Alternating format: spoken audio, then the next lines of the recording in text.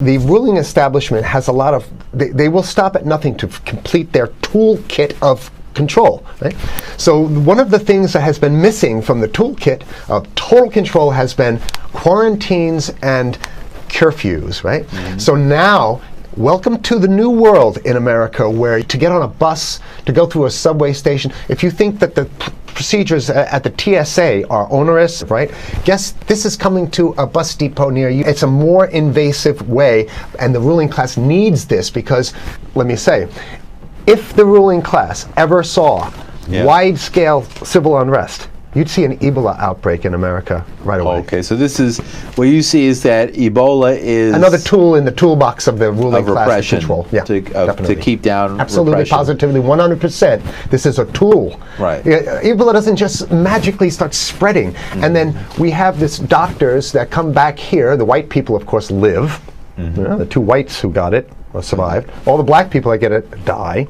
Right? It's very possible that these one of these NGOs over there is going around with a veil of Ebola or spreading it from a small plane onto villages.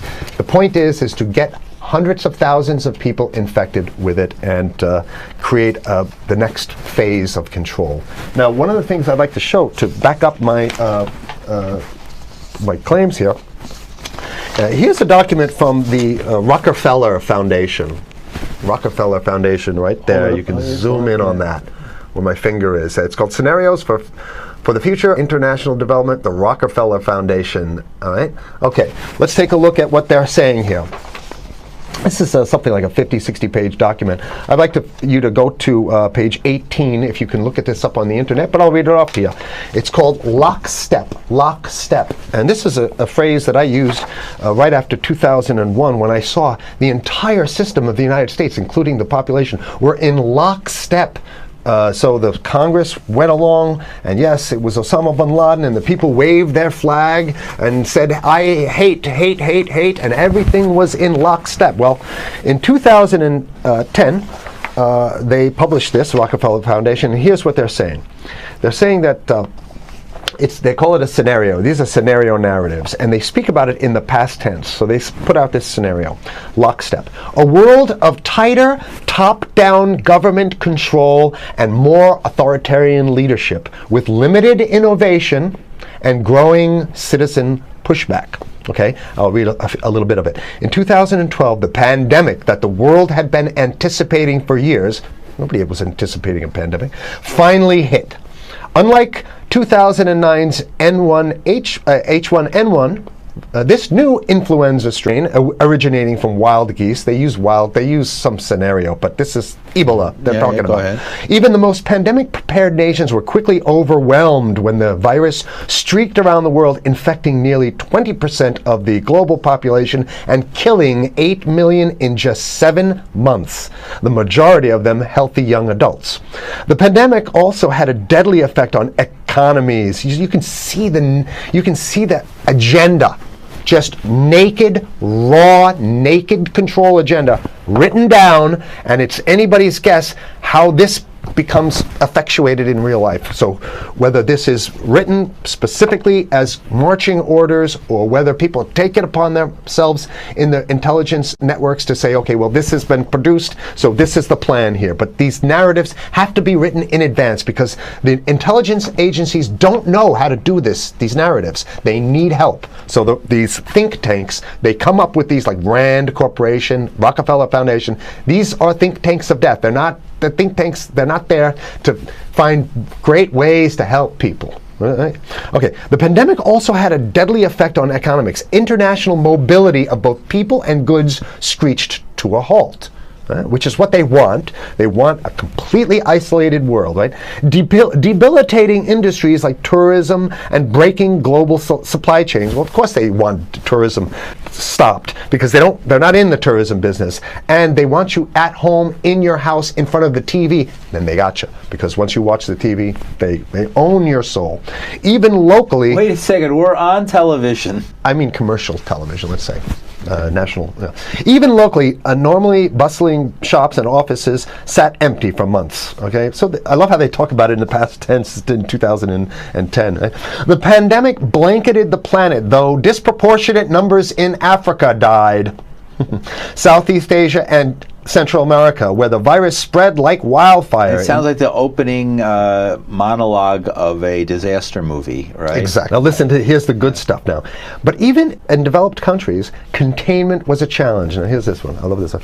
The United States' initial policy of strongly discouraging, in quotation marks, strongly discouraging citizens from flying proved deadly in its leniency. So they're saying, that... No, keep going. Okay, read it. proved deadly in its leniency. So they should have been tougher, right? Accelerating the spread of the virus, not just within the United States, but across borders.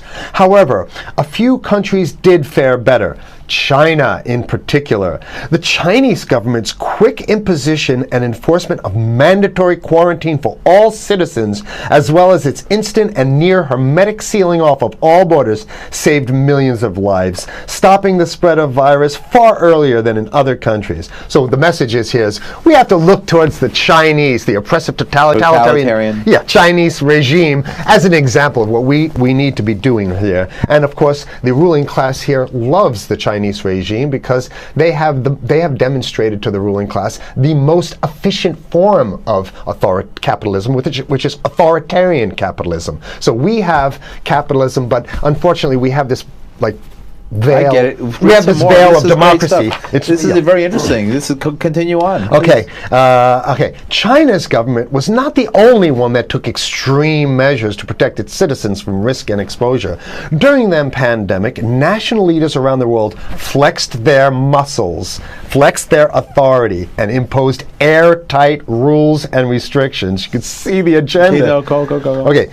From the mandatory wearing of face masks to body temperature checks at the entries to communal spaces like that's what's happening right now. Yeah, but soon it's going to be like body. It'll be at the subway. Yeah, is that what you're saying? We'll be going through this in the to get on the buses and the subway, absolutely, things positively. like that. And what this means though is don't think about having a cigarette, a joint on you, or basically you can't.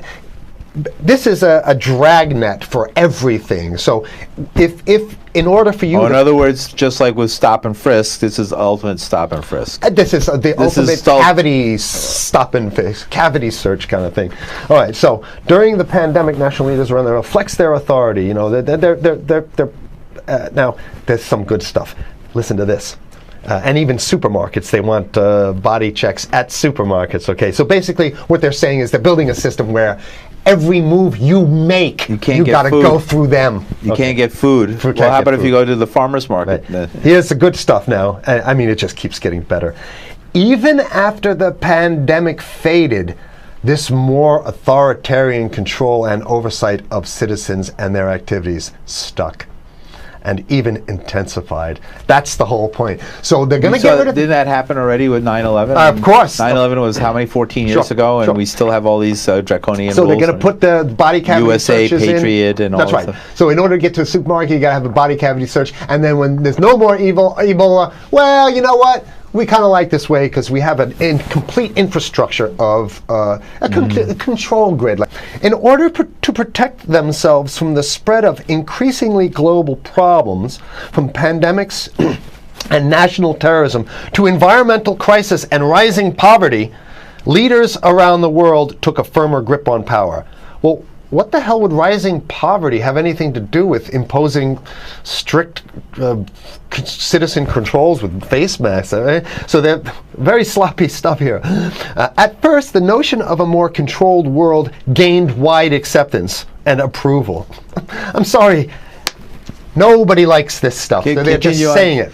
Continue on. No, I have to provide analysis. Only because we only have 5 minutes left, so that's Oh my God, okay. Citizens willingly gave up some of their sovereignty and their privacy to more paternalistic states in exchange for greater safety and stability. I mean, that's just a complete naked contradiction to the famous saying that if you think you're going to give up a little bit of security, I mean, if you're going to give up your freedom for security, you're going to get neither. That's the long-standing thing. And here what they're doing is they're not even ashamed or embarrassed to absolutely say the exact opposite. They're saying, yes, we all want to give up our privacy and sovereignty for more stability and security and stability. So you don't get that.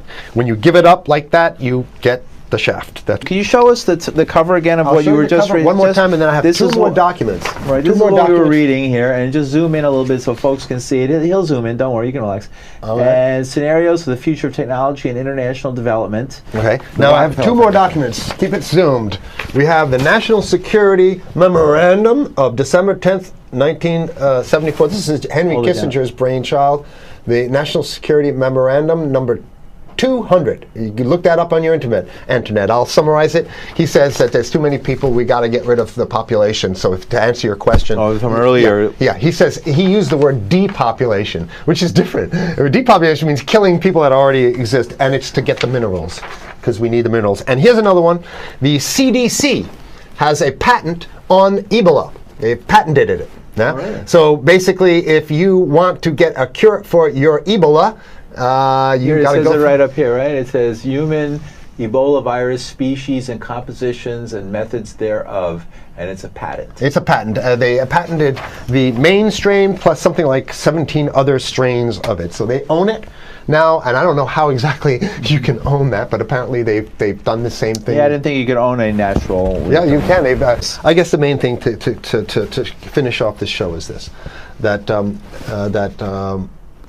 they want to get more control, more and it's going to be curfews and quarantines. So what I'm saying is that unless the American people start to get some new way to revolt, a new way to organize, new way to protest, unless we can break through the apathy, because that's what we have here, then it's going to be a slave state here. The ruling class doesn't seem to have too much resistance. They're getting everything on their Christmas shopping list, and they've been wanting quarantines and curfews for a long time. Now they got it. And if you want to live in a world where you're tricked into all this stuff because it's for your safety, right? And if you want to have a probe and make sure you got to check your pockets, make sure you don't have anything incriminating on you before you go out, and when you step out of your house, you want some police there to monitor and see what you're doing. If that's the world you want to live in, be apathetic, don't do anything. You're going to get that world very soon. It's coming your way, definitely. Mm-hmm. Yeah. So what should people do? What's the hope? You have 30 seconds. To wake up, learn about it, and go fight these bastards in Washington. They're easy to beat. If we can just organize, we can beat them. It's simple. They're weak, and there's so few of them.